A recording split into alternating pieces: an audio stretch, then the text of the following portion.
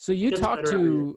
you talk to both a lot of marketers that are pretty successful, as well as I'm sure a lot of people hit you up with, questions. So you have a good, range of the spectrum of what a lot of people are doing.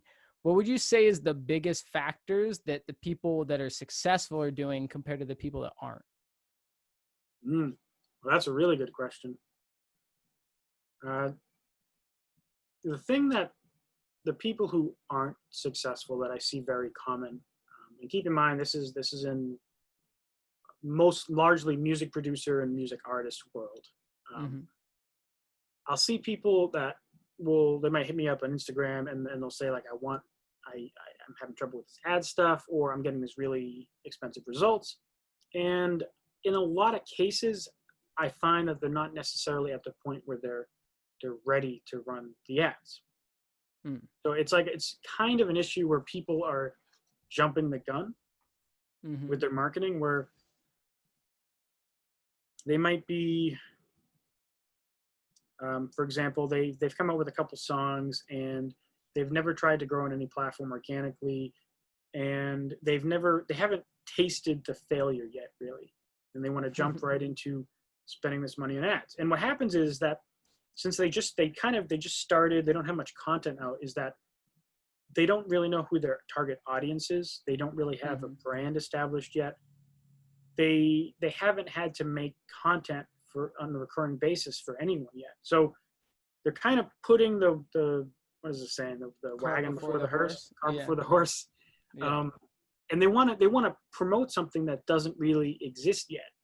And the problem with that is that your stickiness rate of your brand is going to be so incredibly low. Because like if someone comes to your Spotify and Instagram page and you don't even have a bio on your Spotify, you have like 2 Instagram posts, you don't even have a link anywhere on your profile, the chances of someone sticking around there are much lower. So what happens is that you might get some streams, like if we're promoting a song off your campaign, but you're not going to be getting those followers. You're not going to be getting the people that they're so passionate about your content that they send you a DM or they look you up online and they follow your YouTube channel. Yeah. You don't get all of those benefits. So that's one side. The people that are successful, when they hit me up, and it's like they're not reaching out to me and be like, yo, I need some help marketing my music. They're hitting me up and like, hey, I've been making music for a couple of years. I've been testing out with ads, but I've been having this result. This is exactly how I'm failing. What should I do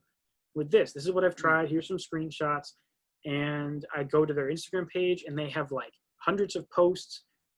They've built up a small community without ads, and they've kind of done it all to an extent without the ads. So what happens is when you use Facebook ads is you're adding fuel to the fire. Yeah. Like Facebook ads they might seem magical, but they're not magical. All they do is to get whatever posts you have and increase the engagement or increase the impressions of it.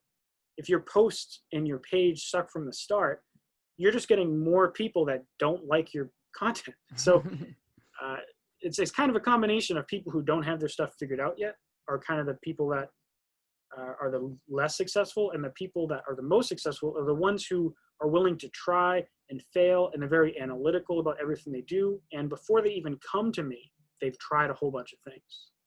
Yeah, definitely. No, it's so true. Like if you don't have a reason for someone to stick around, even if you get their initial attention, like they're not going to stick around. You know right. I mean? And so I feel like that part is so important. Plus that'll make your ads better, because when you sharpen the skill set of creating engaging content, well, you can then just use that engaging content in your ad and it's going to perform better. Right. And even to give them like my own example of how I think I dropped the ball on a release before, I have a project called Day 4, which is an awesome band. We're kind of like Linkin Park style music. I'm the vocalist in it. And last year we came up with an album, and it did get like 300,000 streams within a couple months. It did pretty well. What I think we failed at is before we even released that album, we should have had the next 3 singles ready, because now it's 7 months later and we haven't had another song out. So what's going to happen when we want to run ads to those people? We essentially can't retarget any of those people. and because there's a 180-day limit on retargeting. And we didn't keep engaging that community of people that we built up on Instagram with those ads. So when we put out a new post that we have something new, a lot of those people are going to be like, who is this band again? Yeah. You know?